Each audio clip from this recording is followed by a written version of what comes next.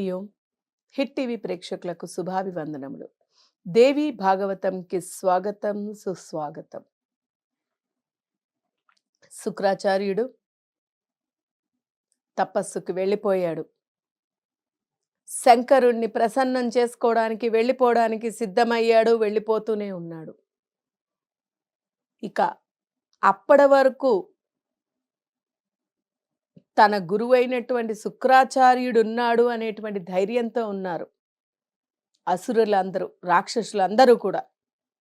ఇప్పుడు ఎలాగైతే తల్లి దూరంగా వెళుతోంది అనేసరికి పిల్లలు తల్లడిల్లిపోతారో, తల్లి లేకపోతే పిల్లలకి ఎంత కష్టమో, ఎంత తల్లడిల్లిపోతారో, అలాగే ఇక్కడ వారికి తల్లిగా సమానురాలైగా ఉండేటువంటి ఆ యొక్క శుక్రాచార్యుడు గురుదేవుడు వారిని వదిలి వారి కోసమనే తపస్సులకి వెళుతున్నప్పటికీ కూడా వారిని విడిచి దూరంగా వెళుతున్నారు అంటే అసురుల యొక్క బాధ వర్ణనాతీతమైపోయింది. అయ్యో, మేము చాలామంది మీ దేవతల చేతిలోని బలి అయ్యి చిక్కుపడి ఎంతోమంది ప్రాణాలు కోల్పోయారు, ఎంతోమంది తగ్గిపోయారు. ఇప్పుడు ఈ అసురుల యొక్క సంఖ్య తగ్గిపోయింది, మా సంఖ్య చాలా తక్కువ మంది ఉన్నారు. ఎందరో దేవతల చేతిలోని ప్రాణాలు విడనాడారు. ఇప్పుడు మేము మాత్రమే ఉన్నాము, అతి కొద్ది మంది మాత్రమే ఉన్నారు. మిగిలిన అందరూ కూడా విత్తనాలు రాలిపోయినట్టు అందరూ కూడా రాలిపోయారు. మరి ఈ ఉన్న కొద్ది మంది కూడా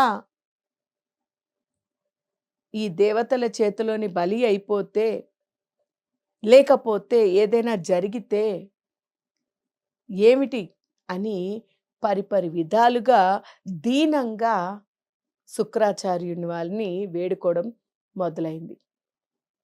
అప్పుడు శుక్రాచార్యుల వారు, నాయనా దైత్యులారా, తప్పదు, మనము ఒకటి సాధించాలి, ఒకటి గెలవాలి అంటే ఇప్పుడుండేటువంటి కాలమాన పరిస్థితిలో ఇది మనకి బాగా ఉపయోగపడుతుంది. మనము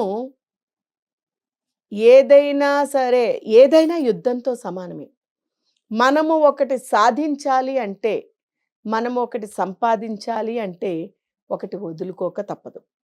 ఇప్పుడు వీళ్ళు దేవతలని ఎదిరించి దేవతలపై గెలవాలి అంటే ఇప్పుడు ఓర్పు సహనంతోని ఉండి ఆ శుక్రాచార్యుడు దైవానుగ్రహాన్ని పొంది వచ్చేంత వరకు కూడా ఎదురు చూడక తప్పదు.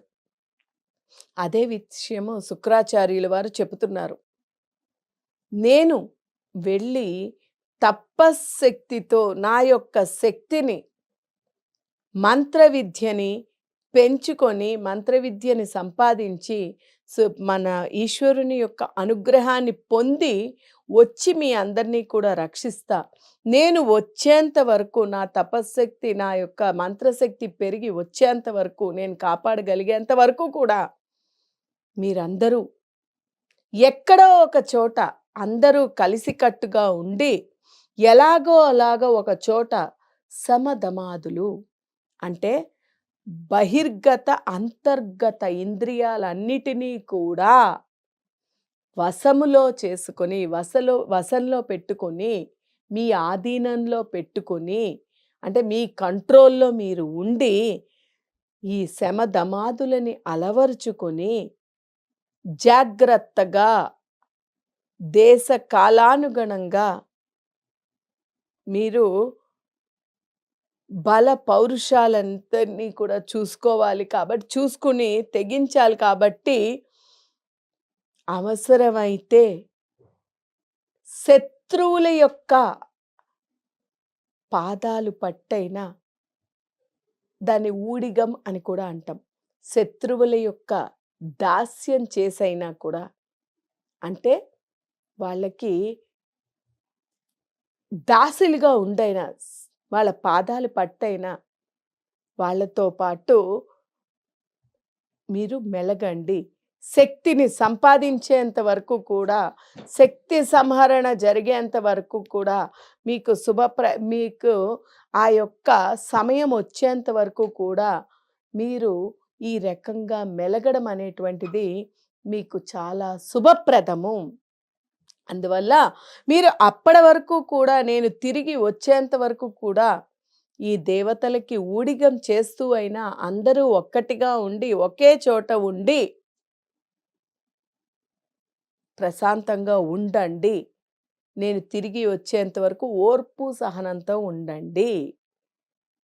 ఇప్పుడు మనం ప్రతి చిన్న సమస్యకి, ప్రతి చిన్న బాధకి కూడా చాలా విపరీతంగా రియాక్ట్ అవుతూ ఉంటాం.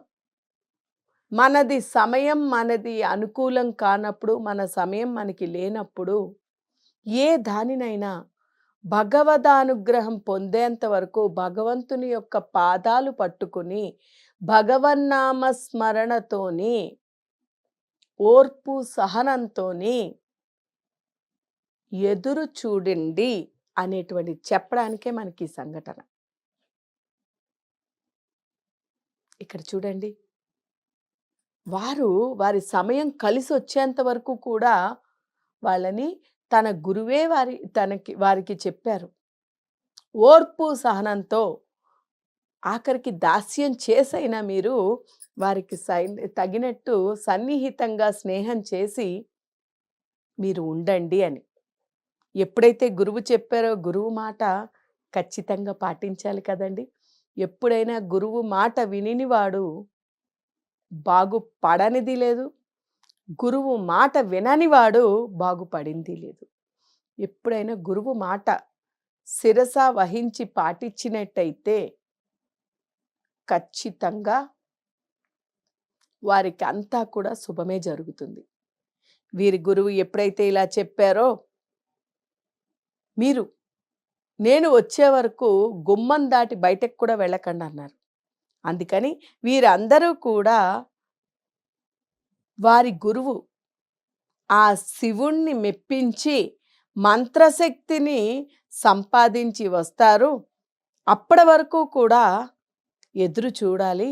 ఆయన వచ్చిన తర్వాత ఈ దేవతల యొక్క తడాకా మనం చూద్దాము. అప్పటి వరకు మనం ఓర్పు సహనంతోని వారి దగ్గర ధైర్యంగా ఉందాము. వారికి దాస్యం చేస్తూ అయినా ఉందాము అని నిర్ణయించుకొని ఈ యొక్క దైత్యులు అంటే రాక్షసులు అందరూ కూడా కలిసి ప్రహ్లాదుణ్ణి నాయకుడిగా అనుకుని ప్రహ్లాదుణ్ణి ముందు పెట్టి ఈయనకి అంటే దేవతలకి ఇటు రాక్షసులకి కూడా ఉభయులకి కూడా ఆయన విశ్వసనీయుడు. అంటే ఇటు అసురులని జన్మించాడు కాబట్టి అసురులకి ప్రీతిపాత్రుడు, విష్ణు భక్తుడు కాబట్టి దేవతలకి కూడా విశ్వసనీయుడు, ప్రీతిపాత్రుడు కాబట్టి అందరూ కూడా ప్రహ్లాదుణ్ణి ముందు పెట్టుకొని దేవతల దగ్గరికి రాయబారాన్ని పంపించారు. ఈ ప్రహ్లాదుడి ద్వారా మేమంతా ఆయుధాలని విడిచిపెట్టాము. రాయబారం ఏ రకంగా పంపించారు? మేము ఆయుధాలంతటినీ కూడా విడిచిపెట్టాము. మేము కేవలం ప్రశాంతంగా మీ యొక్క ఊడిగం చేసుకునేటట్టు వల్కలాలు ధరించి కందమూలాలు మాత్రమే తింటూ తపస్సు చేసుకుంటున్నాం. ఇక్కడ కందమూలాలు అన్నారు. ఇది ఎందుకు వచ్చింది? కందమూలాలే తినడం వల్ల లభించేటువంటిది ఏంటి? అసలు ఇక్కడ రాక్షసులు దానికి ఆ రకంగా చెప్పడానికి ప్రహ్లాదుడి ద్వారా ఆ రకంగా చెప్పించడానికి కారణం ఏమిటి అనేది రాబోయే ఎపిసోడ్లో తెలుసుకుందాం. హరి ఓం తత్సత్.